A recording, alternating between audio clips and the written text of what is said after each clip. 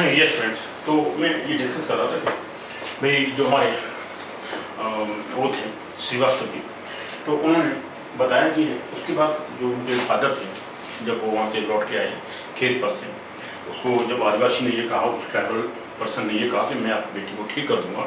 पहले तो उन्होंने डांटा उसको, डांट करके वापस आए घर पर आकर के ट्राइबल बता रहे थे श्रीवास्तव जी कि उनकी मदद यानी श्रीवास्तव जी की मदर को उनके फादर ने बताया आके लौट के कि ऐसे ऐसे एक आदिवासी जो वहाँ पर रहता है खेत पर, नाम शायद जानते होंगे कि उस नाम का जो आदमी है, उसने ये बताया कि मैं आपकी बेटी को ठीक कर दूंगा, वो पागल हो गई ऐसे ऐसे सब बता दिया उन्होंने, जैसे ऐसे हुआ था उनके बीच कन्वर्सेशन। तो बाद में उनकी मदर ने कहा तो अगर ऐसा है तो उसको बुला दीजिए और ठीक हो जाती है हमारी बेटी, तो इसमें बुराई क्या होती है, अगर वो ठीक कर सकता है तो बुला लीजिए, इसमें क्या बात है। तो उसके बाद फिर फादर शाम को ही उसको बताने गए कि भाई हाँ ठीक है, आप ये बताइए क्या करोगे, कैसे करोगे।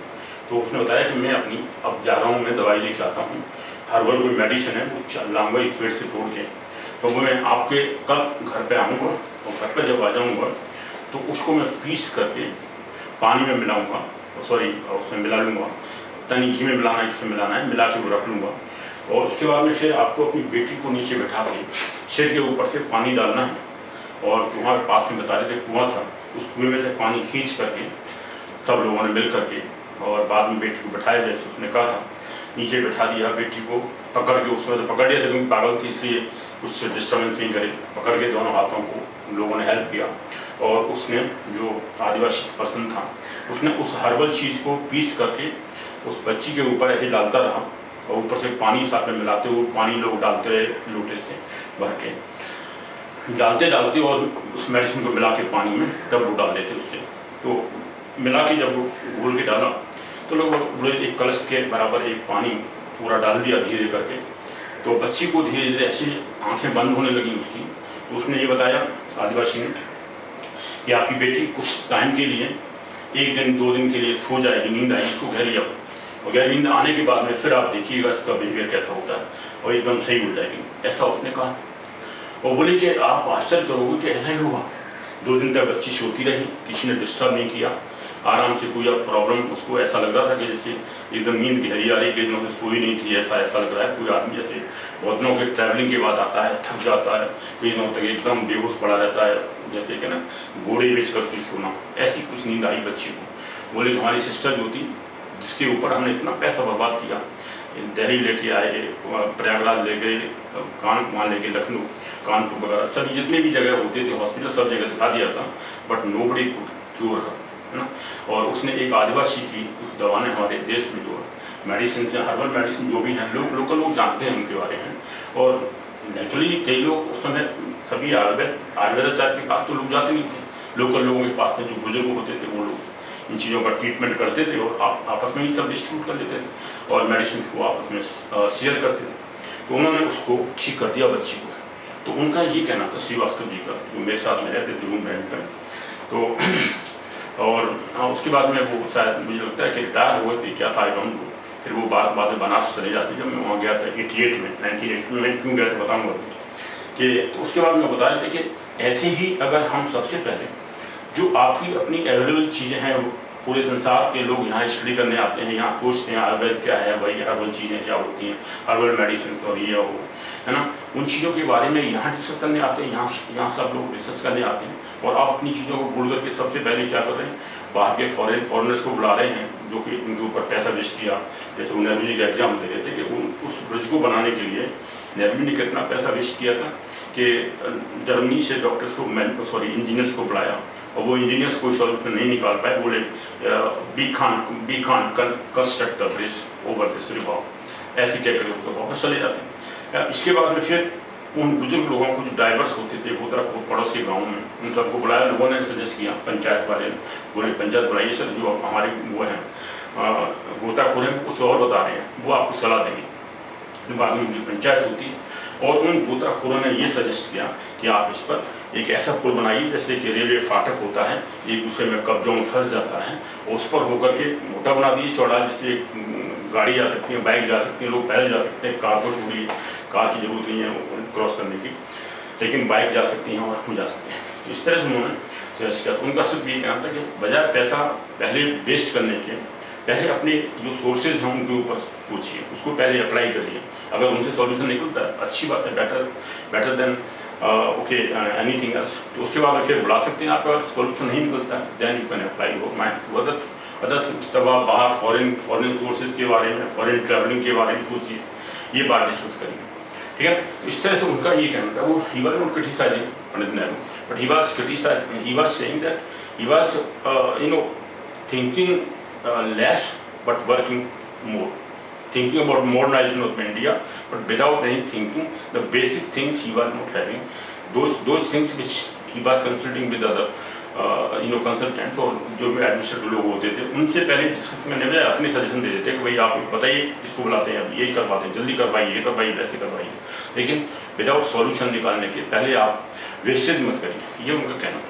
इस तरह उन्होंने अपना एग्जाम्पल देके ये सजेस्ट किया कि देखो हमने कितना पैसा वेस्ट किया अपनी सिस्टर के ऊपर, बट डॉक्टर ने जो मेडिसिन अपने को जानते हैं कि बड़े अच्छे डॉक्टर बन गए हैं, MBBS करने के बाद डबल MBBS और वो MBA और करने के बाद भी वो डॉक्टर सीख नहीं कर पाए मेरी पागल बहन को। बाद में उस बेचारे ट्राइबल आदमी ने बिना कुछ बाद में बोले कि हमने उसको पैसा दिया, जो भी हो सकता था हमने उसकी हेल्प की और बहुत खुश हुआ वो। और एक छोटी सी चीज़ उसने अप्लाई किया और इतना बड़ा काम कर दिया हमारे लिए। बोले ही बात सो मच थैंकफुल टू और we were so much thankful to him.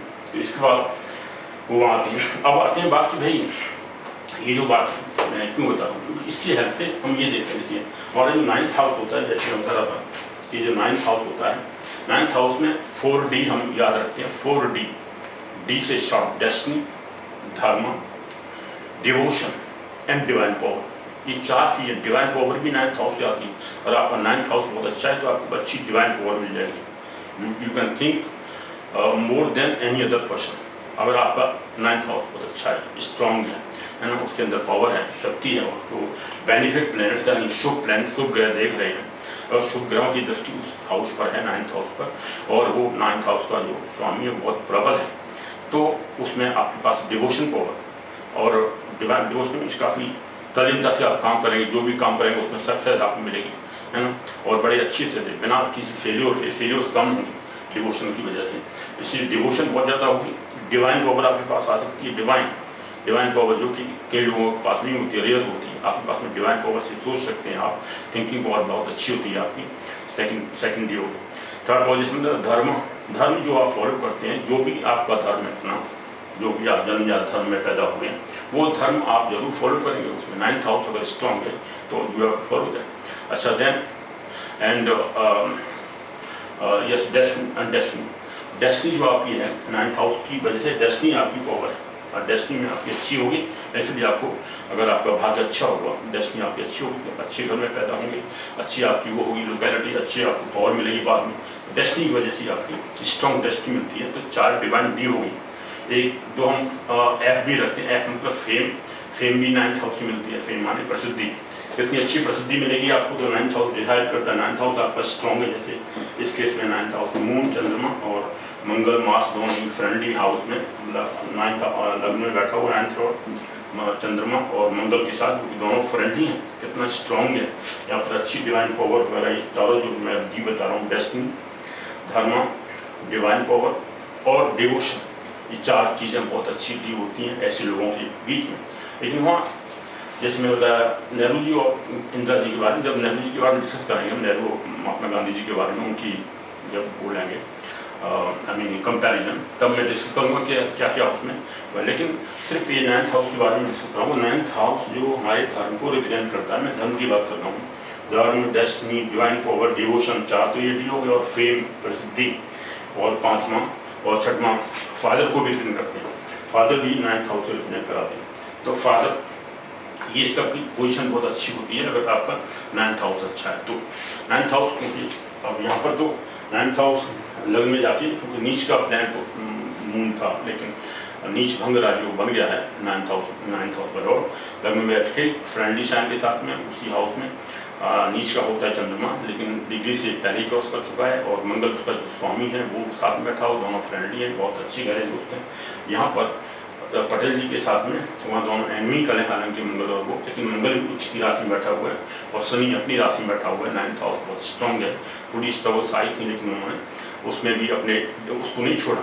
अब लोग कहते हैं भाई ऐसा उनके साथ हो सकता, पंडित नेहरू के साथ में भी क्यों नहीं हुआ, क्योंकि उनकी वो भी तो अच्छी अपने धर्म को फॉलो कर सकती थी। लेकिन हमने बताया इनका गुरु जो 6th हाउस में जाकर के अपनी राशि में हालांकि, लेकिन काल सर्प योग में है। केतु यहाँ पर बैठा हुआ है, केतु और यहाँ पर राहु है। केतु राहु अपनी जैमिनी राशि में, हालांकि जैमिनी उच्च का होता है, केतु उच्च का होता है 9th साइन में, धनु राशि में केतु उच्च का होता है और साथ में गुरु बैठा हुआ है।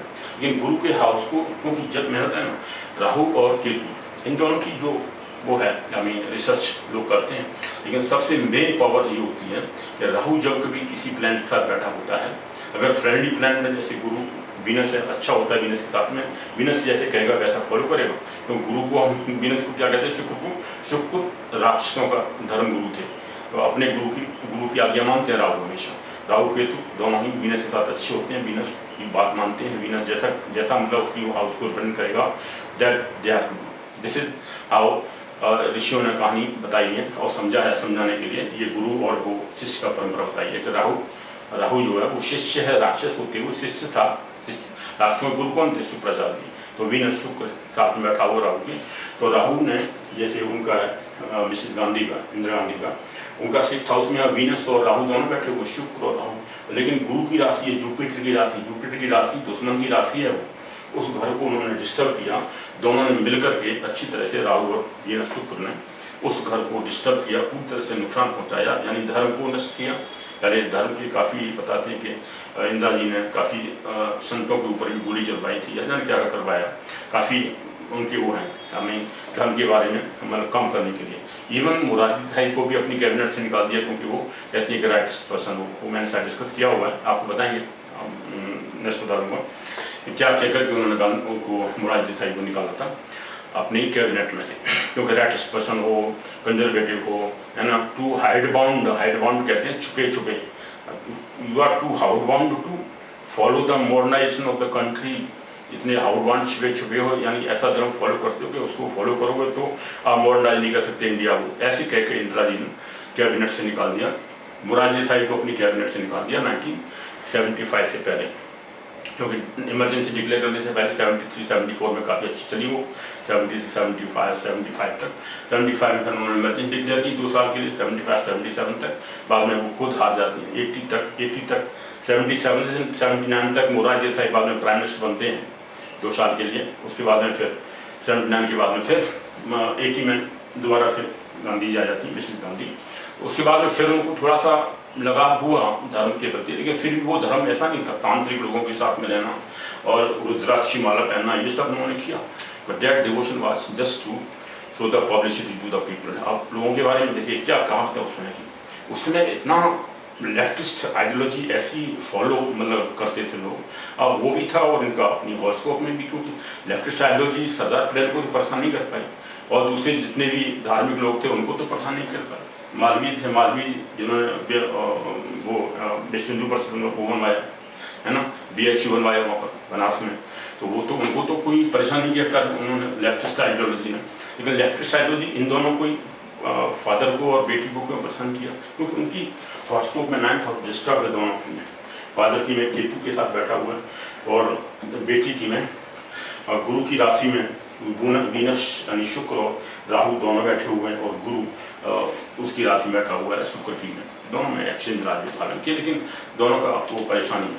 इस वजह से दोनों की होते हुए इसलिए वो लेफ्टिस्ट बनने की ज़्यादा कोशिश करते थे। लेफ्टिस्ट आइडियोलॉजी क्या थी कि भाई ये जो कंसल्टेशन है ना एस्ट्रोलॉजी का, एस्ट्रोलॉजी कंसल्टेशन बर्गियस वो है प्लानिंग, यानी जो बर्गियस लोग होते हैं, जो कैपिटलिस्ट लोग होते हैं, कैपिटलिस्ट पैसे वाले पूंजीपति लोग होते हैं, वो अपने फ्यूचर को प्लानिंग करते हैं। फ्यूचर प्लानिंग करना ये जो तरीका है एस्ट्रोलॉजी के बारे में डिस्कस करना, लोगों को पूछना, एस्ट्रोलॉजर के पास जाकर के बातचीत करना अपने फ्यूचर के बारे में, ये कौन आइडियोलॉजी, किसकी आइडियोलॉजी? कैपिटलिस्ट लोगों की बर्गियस आइडियोलॉजी। बर्गियस मीन्स बर्गियोस और BOURGEOIS बर्गियस और कैपिटलिस्ट आइडियोलॉजी, मानी पूंजीपतियों की प्लानिंग होती है एस्ट्रोलॉजी। एस्ट्रोलॉजी में जो पूंजीपति लोग होते हैं वो अपने फ्यूचर को प्लानिंग करते हैं, गरीब लोगों को कुछ नहीं करना, पुअर लोग ये नहीं, पुअर को पुअर बनाना हो, ये लेफ्ट साइकोलॉजी होती थी। इसमें 70 ईयर्स तक इतना परेशान किया। इवन एक एस्ट्रोलॉजर लिखते हैं, एस्ट्रोलॉजर एक लिखते हैं, उन्होंने अपनी बुक में लिखा हुआ है कि मिसेस तेजी बच्चन, अमिताभ बच्चन की जो मदर थी, वो आकर के उनको कंसल्ट करती हैं 1982 के जनवरी के महीने में, जनवरी 1982 कि मेरे बेटी की बताइए हॉरोस्कोप क्या होगा। तो उन्होंने बताया कि जुलाई के महीना थोड़ा सा वैसा है, एक्सीडेंटल है, इसमें प्रॉब्लम हो सकती है आपके बेटे को। और एक्सीडेंट हुआ जुलाई 1982 में। अमिताभ बच्चन को पुलिस आज पिक्चर थी, उसमें उनको एक्सीडेंट हुआ था और मरते हुए बच्चे थे। लेकिन इस बात को उन्होंने पब्लिकली फॉलो, जब ये बात हो गई, एक्सीडेंट हो गया, तो बाद में तेजी बच्चन जी ने पब्लिकली लोगों को नहीं बताया कि मैं ये बता रही थी कि मैं किसी कंसल्ट नहीं करती, किसी एस्ट्रोलॉजर के पास नहीं जाती, ये नहीं करती, वो नहीं करती। बाद में वो लिखते हैं कि ये मुझे बहुत हर्ट हुआ कि मेरे पास आके पूछे जाती हैं और मैंने बताया कि एक्सीडेंट हो सकता है, ये जुलाई का महीना एक्सीडेंटल है, इसलिए बचा के रखिए, बच्चों को बता दीजिएगा। लेकिन उन्होंने ये पब्लिक एक्सेप्ट नहीं किया, क्योंकि she was friend of Mrs Gandhi, Indira Gandhi ji की वो फ्रेंड थी तेजी बच्चन। इस वजह से उन्होंने पब्लिकली एक्सेप्ट नहीं किया, क्योंकि ये आइडियोलॉजी उस समय इतना परेशान थी लोगों को। जितने भी एस्ट्रोलॉजी पढ़ते थे या और जो आयुर्वेद वगैरह ये योगा वगैरह करते थे, सब लोगों को ये लोग परेशान करते थे। मीन्स उनकी आइडियोलॉजी इतना उस समय हावी होती थी। एक्चुअली प्राइम मिनिस्टर जब वही आइडियोलॉजी फॉलो करेंगे, वही दिखावा करेंगे, भाई ऐसा नहीं, एस्ट्रोलॉजर को नहीं देखना चाहिए, ऐसा नहीं करना चाहिए, वो करना चाहिए, तो लोग भी वैसे ही फॉलो करते हैं। इस वजह से वो ये जो नेहरू जी की जो पॉलिसी थी वो भी ऐसी इस टाइप की थी, क्योंकि उनकी हॉरोस्कोप में 9th house disturb, 9th house दोनों बेटी और फादर की कुंडली में दोनों में डिस्टर्ब है, इसलिए 9th हाउस धर्म को अच्छे फॉलो नहीं करेंगे, डिवोशन अच्छा नहीं होगा अपने कार्य के प्रति, है ना। फेम, उतनी ज़्यादा फेम नहीं मिलती है, उसमें डिस्टर्बेंस आता है। यहाँ तो कितनी वजह से आया, क्योंकि इमरजेंसी लागू की उन्होंने बहुत ही परेशान किया, कई जो अपने अपोजिशन थे उनको जेल में डाला, काफ़ी इल फेमस हो गए, इसलिए वो जो फेम थी, फेम में डिस्टर्बेंस हुआ। अगर ये 9th हाउस लॉर्ड जो होता वो, उसका हाउस एकदम डिस्टर्बेंस नहीं होता, एकदम अच्छी फेम रहती लाइफ में, कभी इमरजेंसी बात ही नहीं आती, अच्छी तरह से फॉलो हो जाता, इसलिए फेम आपकी खत्म हो जाती है। डिवाइन पावर भी नहीं होती है, आपका डेस्टिनी आपकी उतनी ज़्यादा स्ट्रांग नहीं होती, क्योंकि काफ़ी प्रॉब्लम्स उन्होंने झेली थी, ऐसा नहीं है, जेल में भी शायद गई थी। और उसके बाद में फिर करस्पॉन्ड उसमें लोगों ने काफ़ी वो भी किया, गाली गलौज भी किया, उनसे जान क्या क्या झेलना पड़ता है लोगों को। इस तरह से ये चीज़ें होती हैं। 9th हाउस हम देखते हैं, fame, divine power, destiny, devotion, आपका जो डिवोशन कितना है, डेस्टिनी कैसी है आपकी, और धर्म क्या फॉलो करते हैं धर्म को, तो ये चीज़ें धर्म के बारे में बता रहा था कि ये हम इससे रिप्रेजेंट करते हैं 9th house. 9th house must be very strong हो, तभी आपका ये सब चीज़ें काफ़ी अच्छी मिलती हैं। 9th हाउस और लग्न लॉर्ड, ये दोनों ही अगर पावरफुल हैं आपकी लाइफ, आपकी हॉरोस्कोप में, तो then your life is full of everything, right. अच्छा, अब आते हैं हम कि भाई ये जो बता रहे थे वो, ये जो सुपर पावर होती हैं नहीं होती हैं, या दिव्य पावर, तो दिव्य दृष्टि और दिव्य आमी जो वो है, दिव्य शक्ति होती है कि नहीं होती है। जैसे मैं बता रहा था कि एक दिव्य शक्ति के बारे में मिस्टर मेहता हैं, जो जाने वाले मेहता जी, तो वो एम्बेसडर थे कहाँ, अमेरिका में, न्यूयॉर्क में रहते थे। वहाँ पर एक बता रहे थे कि किस तरह हनुमान जी में पावर होती है, ये अमेरिका में उस समय दृष्टि होती थी। 1985, 84, 85, 86, 87 की बात शायद बता रहे थे, जब उस समय राजीव गांधी जी प्राइम मिनिस्टर थे इंडिया में, तभी की बात बता रहे हैं कि एक इंडिया से एक मिनिस्टर जाते हैं जो बीमार थे, उनको पता नहीं कैंसर था क्या था, या ब्लड पावर थी कुछ, यानी ब्लड कैंसर था, पता आई डोंट नो, लेकिन बता रहे थे कि वो बीमार होकर के वो अमेरिका ठीक कराने जाते हैं अपने को लोगों के साथ में। तो वो मेहता साहब बता रहे थे कि हम वो उस समय वहाँ एम्बेसडर थे, न्यूयॉर्क की बात है या न्यूयॉर्क की बात है शायद अमेरिका में। तो न्यूयॉर्क में वो बोले हम एज एम्बेसडर कस्टमरी हम लोग उनको रिसीव करने के एयरपोर्ट रिसीव करने के बाद मालूम पड़ा उनको, हमें, और उससे पहले ही मालूम पड़ गया था कि बीमार है वो, इसलिए वो आ रहे हैं अमेरिका में, उनको हम रिसीव करने जाते हैं। तो रिसीव करते समय जब मुझे मालूम पड़ा कि वो बीमार हैं, ये कैंसर है, उनको डॉक्टर को दिखाएंगे अमेरिका में, तो बताएंगे डिवाइन पावर क्या होती है, दिव्य शक्तियाँ होती हैं कि नहीं इंडिया में। तो ये दिव्य शक्ति का पहला एग्जाम्पल बता रहा हूँ मैं आपको, और उसके बाद में दूसरा एग्जाम्पल जो मिस्टर श्रीवास्तव ने सुनाया अपनी लाइफ के बारे में, अपने उनको जो महसूस हुआ था वो भी मैं बताऊँगा आपको। लेकिन पहले इनकी बात बताऊँ मेहता साहब की। तो मेहता साहब अमेरिका में जो एम्बेसडर थे इंडिया के, उस समय राजीव गांधी प्राइम मिनिस्टर थे, उन्होंने यहाँ से एक शायद आसाम के रहने वाले एक मिनिस्टर थे कांग्रेस में, तो वो मिनिस्टर अमेरिका जाते हैं अपनी बीमारी ठीक कराने के लिए। बोले हम तो बताते हैं कि एज ए कस्टमरी में उनको रिसीव करने गया एम्बेसडर, तो वहाँ पर उनको रिसीव करके लाता हूँ तो मालूम पड़ता है कि वो बीमार थे, तो वो ठीक होंगे नहीं होंगे ऐसा जानने के लिए बोले कि एक वहाँ पर अमेरिका में शायद न्यूयॉर्क में थी, बोले हम लोग इवनिंग में जाके कभी भी सुबह शाम को मिलते थे उनको। एक माता जी होती थी हनुमान जी की भक्त थी, और हनुमान जी शायद उन्होंने शादी नहीं की थी, हनुमान जी की बहुत बड़ी भक्त थी, और हनुमान जी से पूछ करके वो कुछ भी बता सकती थी, है ना। ऐसी पावर उनके पास में थी, डिवाइन शक्ति अमेरिका में। तो बोले कि हम लोग उनके पास शाम को मैं गया बताने के लिए माता जी ऐसे ऐसे। हमारे साथ में एक मिनिस्टर आए हैं इंडिया से जो आसाम के रहने वाले थे, आई थिंक सैकिया साहब थे आई थिंक, तो कुछ आइडिया नहीं आता, सैकिया साहब थे आई थिंक, इधर सैकिया साहब थे आई थिंक। तो वो बोले कि वहाँ पे आए थे इंडिया से, तो बोले कि वो ठीक होंगे कि नहीं होंगे माता जी ये बता दीजिए मुझे। तो वो बोले कि आप उनका फ़ोटो लगा मुझे दे दीजिए। बोले हमने जाके फिर बाद में सर्च किया तो फोटो उनसे मिल गया, फोटो लेके मैं उनको दे के आया माता जी को। माता जी ने रात को हनुमान जी के नीचे रख दिया, हनुमान जी के पैरों के नीचे, और सवेरे तानी क्या उनको लिखा किससे मिलता था, पेपर पे लिख देते या उस पर लिखा मिल जाता था हनुमान जी तरफ से। तो बोले उन्होंने मुझे सुबह जब मैं दोबारा मिलने गया तो उन्होंने बताया कि चिंता मत करिए, डॉक्टर साहब ऐसे बोल देंगे, ये सब बोलेंगे ये ठीक हो जाएंगे, मेडिसिन ले जाओ और इंडिया इनको वापस भेज दो बाई ईयर नेक्स्ट डे या नेक्स्ट डे, एक दिन के बाद 2 दिन के बाद में इनको वापस इंडिया भेज सकते हैं, आप ठीक हो जाएंगे, कोई चिंता की बात नहीं है।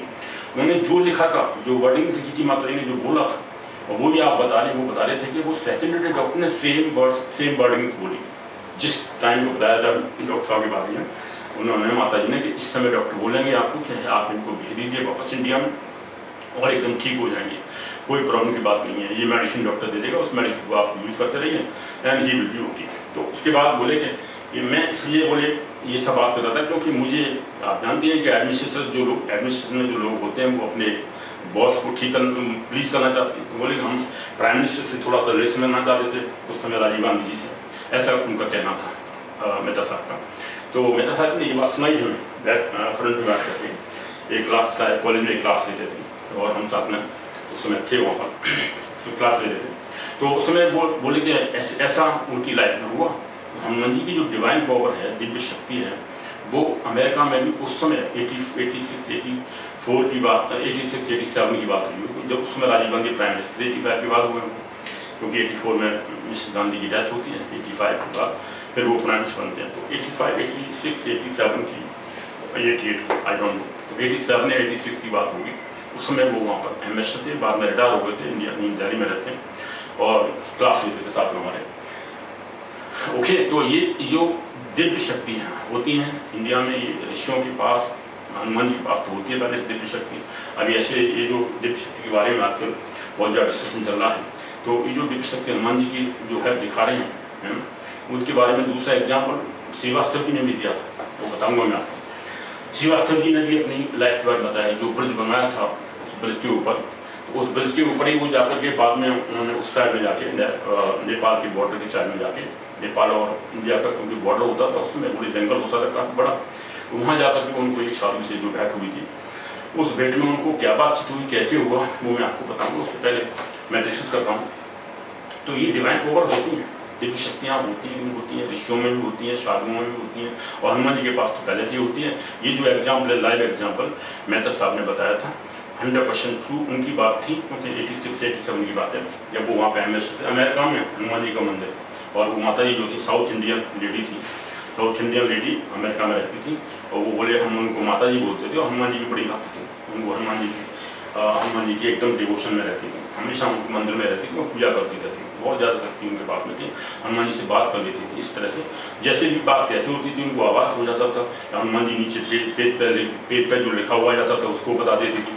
ऐसे ऐसे बोला है डॉक्टर के बारे में, डॉक्टर ऐसे बोलेगा उनके बारे में, सैकिया साहब के बारे में, आप उनको फिर वापस कर दीजिएगा। डॉक्टर ने सेम शब्द वैसे ही बोले जैसे उन्होंने बताया था माता जी ने, ऐसे ऐसे ये ठीक हो जाएंगे, ये मेडिसिन ले जाइए, डॉक्टर की जो मेडिसिन उसको फॉलो करिए, कोई प्रॉब्लम की बात नहीं है, कैंसर आगे बढ़ेगा, कैंसर था या कोई और प्रॉब्लम थी, आई डोंट नो, मुझे याद नहीं आ रहा क्या बोला था उन्होंने, आई थिंक कोई ब्लड कैंसर ही था या फिर कोई और प्रॉब्लम थी, TB की प्रॉब्लम थी, लेकिन ये इवेंट उन्होंने बताई थी उनके लाइफ की बात हमेशा।